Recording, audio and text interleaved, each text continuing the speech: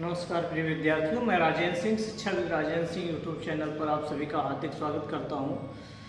आज हम प्रयोजनवाद और शिक्षा के अंतर्गत प्रयोजनवाद और शिक्षा का संप्रत्यय, शिक्षा के उद्देश्य, शिक्षा की पाठचर्या, शिक्षा विधियां, अनुशासन, शिक्षक शिक्षार्थी के बारे में चर्चा करेंगे और विद्यालय के बारे में चर्चा करेंगे कि प्रयोजनवादियों ने इसके बारे में क्या सुझाव दिए हैं। सबसे पहले हम चर्चा कर लेते हैं प्रयोजनवाद और शिक्षा का संप्रत्यय।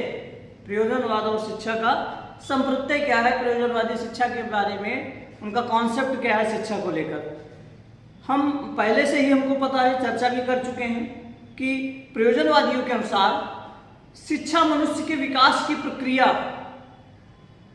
है। शिक्षा मनुष्य के विकास की प्रक्रिया है जो सामाजिक पर्यावरण में चलती है। प्रयोजनवादियों के अनुसार शिक्षा मनुष्य के विकास की प्रक्रिया है जो सामाजिक पर्यावरण में चलती है। इसके द्वारा समाज की संस्कृति का संरक्षण, संवहन और विकास किया जाता है। मनुष्य में वो सब क्षमताएं उत्पन्न की जाती हैं जिनसे कि वह अपने प्राकृतिक और सामाजिक पर्यावरण के साथ समायोजन करना सीखता है और अपने अनुभव के द्वारा उसमें परिवर्तन करता है। ये शिक्षा के संप्रत्यय के बारे में प्रयोजनवादियों का विचार है। ठीक, जॉन डीवी महोदय कहते हैं, जो प्रमुख प्रयोजनवादी शिक्षा शास्त्री हैं, जॉन डीवी महोदय के अनुसार शिक्षा व्यक्ति की जॉन डीवी के अनुसार शिक्षा व्यक्ति की उन सब योग्यताओं का विकास है। शिक्षा व्यक्ति की उन सब योग्यताओं का विकास है जो उसमें अपने पर्यावरण पर नियंत्रण रखने तथा अपनी संभावनाओं को पूर्ण करने का सामर्थ्य प्रदान करे। ठीक, ऐसा जॉन डीवी महोदय मानते हैं। एक बार पुनः चर्चा कर लेते हैं। जॉन डीवी के अनुसार शिक्षा व्यक्ति की उन सब योग्यताओं का विकास है। शिक्षा व्यक्ति की उन सब योग्यताओं का विकास है जो उसमें अपने पर्यावरण पर नियंत्रण रखने तथा अपनी संभावनाओं को पूर्ण करने का सामर्थ्य प्रदान करे। ऐसा जॉन डीवी महोदय का कहना है। फिर हम बात कर लेते हैं शिक्षा के उद्देश्य के बारे में। प्रयोजनवादियों के अनुसार शिक्षा के उद्देश्य, एक बात और जान लीजिए कि प्रयोजनवादी पूर्व निश्चित आदर्श और मूल्यों में विश्वास नहीं करते। ठीक, वो कहते हैं कि प्राकृतिक और सामाजिक पर्यावरण मनुष्य का हमेशा बदलता रहता है और इस बदलते हुए पर्यावरण में मानव नित्य नए अनुभव करता है, नए आदर्श, नए मूल्यों को सीखता रहता है। इसलिए शिक्षा के उद्देश्य पहले से सुनिश्चित नहीं किए जाते। प्रयोजनवाद ऐसी विचारधारा है जो शिक्षा में पहले से उद्देश्यों को निश्चित नहीं करता है। ठीक, जॉन डीवी महोदय कहते हैं, जॉन डीवी महोदय के अनुसार शिक्षा के अपने में कोई उद्देश्य नहीं होते। शिक्षा के अपने में कोई उद्देश्य नहीं होते हैं।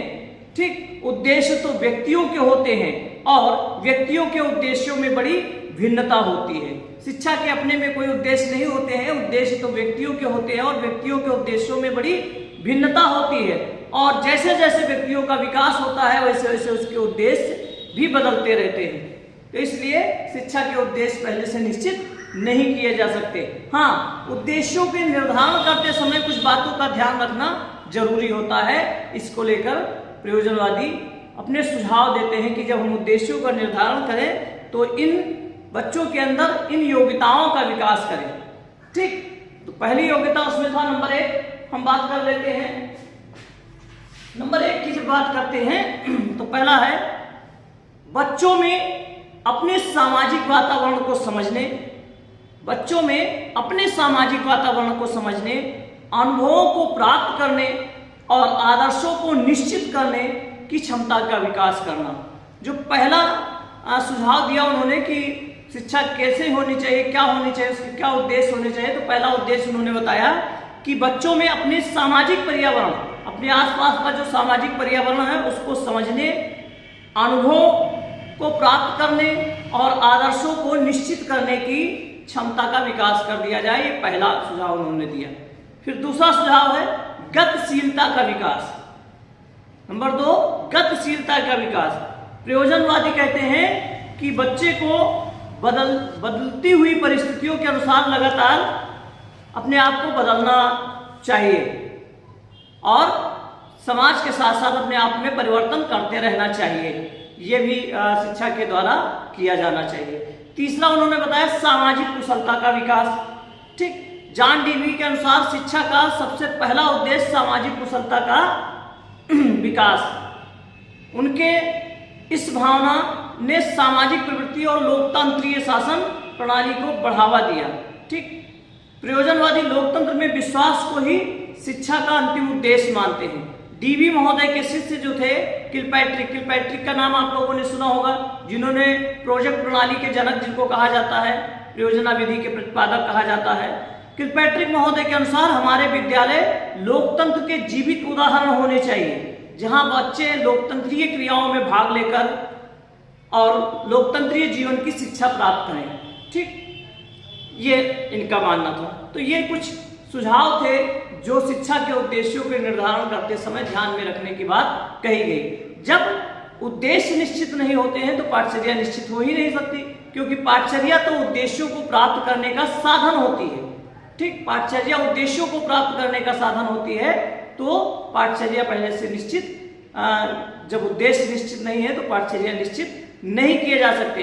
हाँ, पाठचर्या के निर्धारण के समय उन्होंने कुछ सुझाव बताया कि इन सुझावों का, कुछ सिद्धांतों का, पाठचर्या निर्माण के सिद्धांतों का उन्होंने उल्लेख किया कि इन सिद्धांतों का प्रयोग करके पाठचर्या को बेहतर बनाया जा सकता है, जो इस तरह से मुख्य रूप से हैं।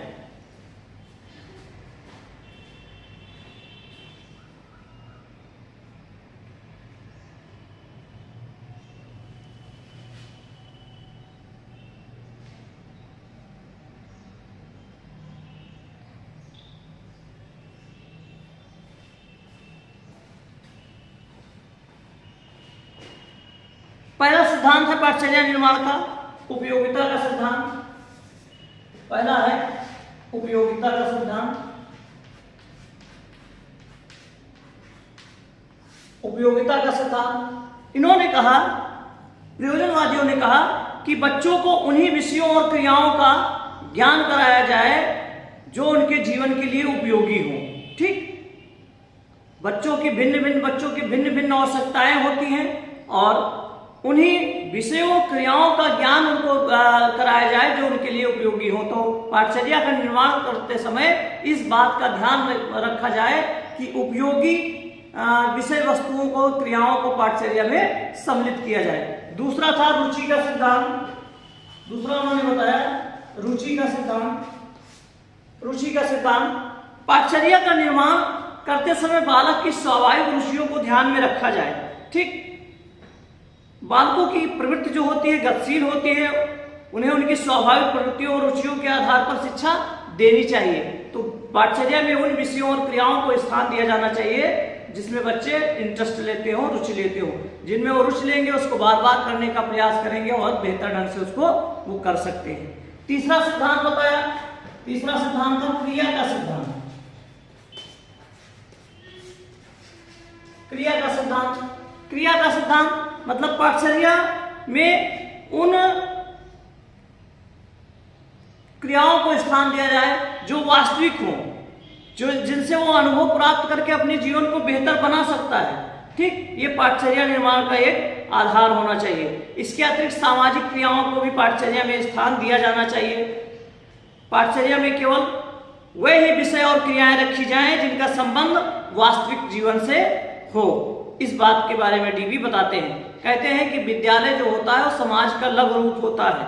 ठीक, तो विद्यालय में वो सभी क्रियाएं संचालित कराई जाएं जो समाज के लिए उपयोगी हों, समाज में आगे काम आने वाली चीजें हों। फिर चौथा बताया अनुभव का सिद्धांत। पाठचर्या निर्माण के समय इस बात का भी ध्यान रखा जाना चाहिए कि बच्चों को अनुभव मिले। ठीक, सामाजिक अनुभवों को पाठचर्या का आधार माना प्रयोजनवादियों ने।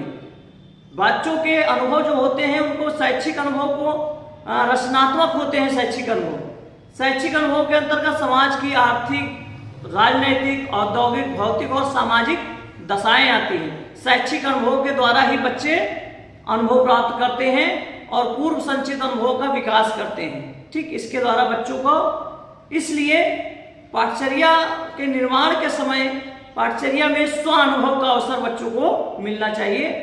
ज्यादा से ज्यादा स्वयं से करके सीखने का अवसर मिलना चाहिए। और पांचवा सिद्धांत था एकीकरण का सिद्धांत।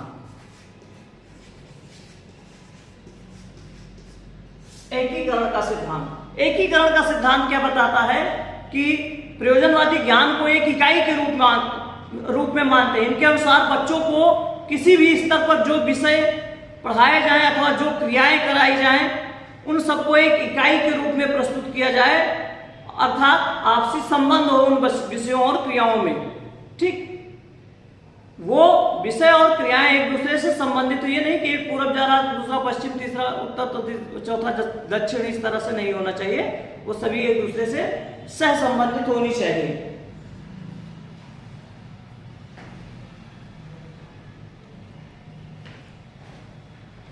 इसके साथ साथ अब बात करते हैं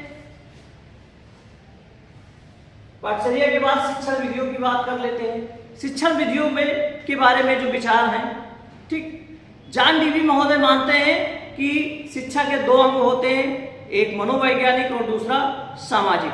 मनोवैज्ञानिक अंग से तात्पर्य होता है बच्चे की जन्मजात शक्ति, रुचियां, रुझान और योग्यता जो होता है वो मनोवैज्ञानिक अंग है। और जो सामाजिक अंग है उसके अंतर्गत जो सामाजिक क्रियाएं आती है वो सम्मिलित की जाती हैं। तो बच्चों को के जन्मजात रुचियों, आवश्यकताओं और क्षमताओं के आधार पर, योग्यताओं के आधार पर शिक्षण विधियों का चयन करना चाहिए। क्रिया द्वारा सीखना, करके सीखना, स्वानुभव द्वारा सीखना, स्वाध्याय द्वारा सीखना, इन विधियों को प्रयोजनवादियों ने स्थान दिया। ठीक, सह संबंध विधि, एक दूसरे से संबंधित करके, जो डीवी महोदय ने प्रयोग विधि का प्रयोग किया, जिसे बाद में समस्या समाधान विधि के नाम से जाना गया। उनके शिष्य जो किलपैट्री महोदय थे, उन्होंने प्रोजेक्ट प्रणाली या प्रोजेक्ट विधि या प्रयोजना विधि का प्रयोग किया। ठीक, डीवी महोदय की विधि में 5 पद होते थे। पहला था समस्या की अनुभूति, दूसरा था समस्या का विश्लेषण, तीसरा था परिकल्पना का निर्माण या उपकल्पना का निर्माण, चौथा था परिकल्पनाओं या उपकल्पनाओं का परीक्षण और पांचवा था मूल्यांकन। उनके शिष्य जो किलपैट्रिक महोदय थे, उन्होंने प्रोजेक्ट विधि का निर्माण किया और उस प्रोजेक्ट विधि में भी 5 पद बताए उन्होंने। प्रोजेक्ट विधि के जो 5 पद थे, पहला था प्रोजेक्ट का चयन, दूसरा था लक्ष्य का निर्धारण, तीसरा था योजना का निर्माण, चौथा था योजना का क्रियान्वयन और पांचवा था मूल्यांकन। इस तरह से इन विधियों को वो अपनी पाठचर्या में स्थान देते थे। ठीक, फिर विधियों के बाद बात की जाती है तो अनुशासन की बात आ जाती है। अनुशासन, जो प्रयोजनवादी थे वो दमनात्मक अनुशासन, प्रभावात्मक अनुशासन अथवा मुक्तात्मक अनुशासन किसी में भी विश्वास नहीं करते थे। वे सामाजिक अनुशासन को सबसे बेहतर अनुशासन मानते थे। इनके अनुसार बच्चों को बाहर से किसी भी प्रकार का दबाव डालकर विद्यालय में अनुशासन कायम करना अनुशासन नहीं होता है। विद्यालय का एनवायरनमेंट ऐसा हो कि वो स्वयं से सामाजिक अनुशासन का पालन करें, सामाजिक क्रियाओं में भाग ले, जिससे उनके अंदर सामाजिक दायित्व का बोध होगा। और कुछ गलत करेगा तो समाज उसको उस गलती की सजा देगा। तो सामाजिक अनुशासन सबसे अच्छा अनुशासन प्रयोजनवादियों ने माना। ठीक, उन्होंने कहा एक ऐसा सामाजिक पर्यावरण तैयार करिए जिसमें बच्चे स्वयं से अनुशासित हो जाएंगे सामाजिक क्रियाओं में भाग लेकर। ठीक,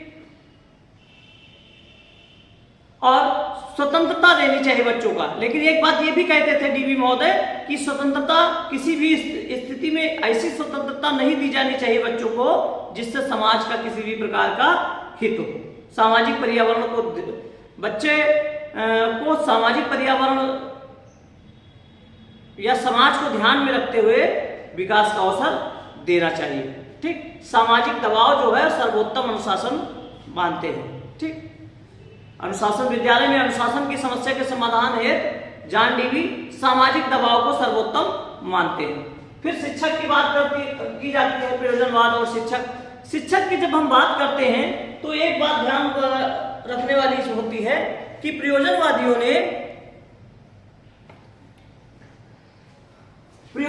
ने आदर्शवाद और प्रकृतिवाद से हटकर शिक्षक के बारे में सुझाव दिया।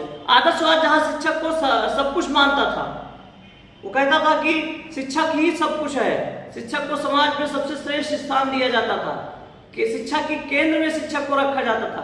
लेकिन प्रकृतिवादी एकदम से नकार देते थे। प्रयोजनवादियों का विचार इससे कुछ अलग था। ठीक,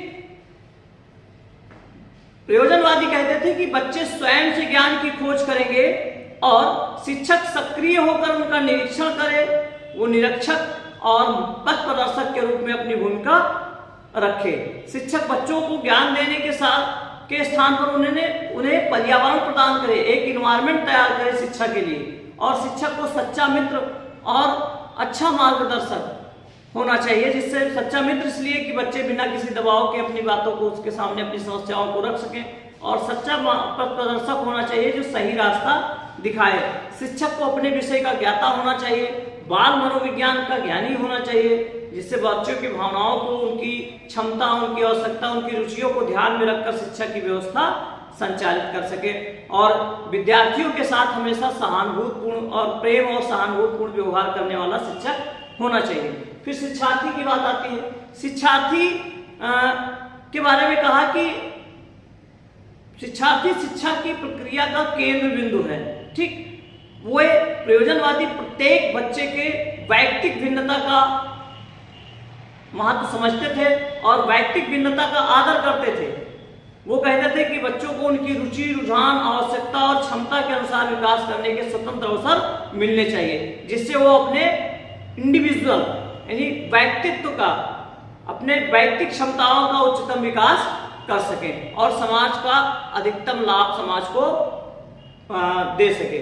ठीक, ये विद्यार्थी के बारे में। जिज्ञासु प्रवृत्ति का होना चाहिए, पुराने आदर्शों, प्रतिमानों को एक्सेप्ट नहीं करना चाहिए जब तक खुद के तर्क की कसौटी पर विद्यार्थी उसको न कस ले।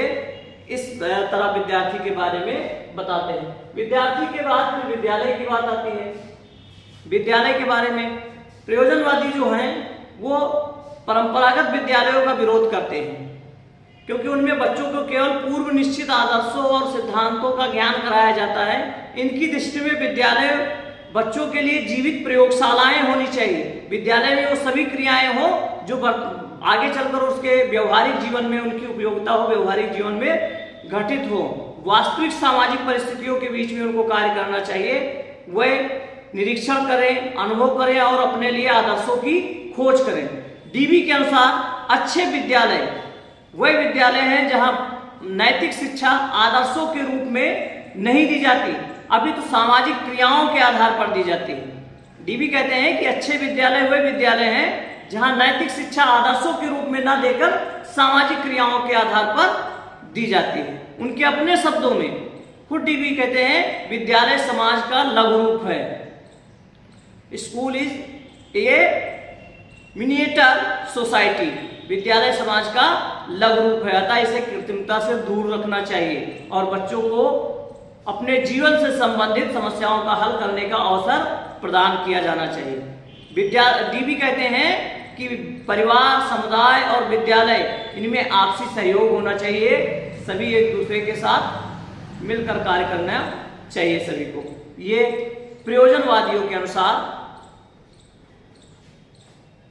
शिक्षा के उद्देश्य, पाठचर्या, शिक्षण विधियां, अनुशासन, शिक्षक, शिक्षार्थी और विद्यालय के बारे में चर्चा थी। आगे हम फिर किसी क्लास में मिलेंगे, तब तक के लिए धन्यवाद।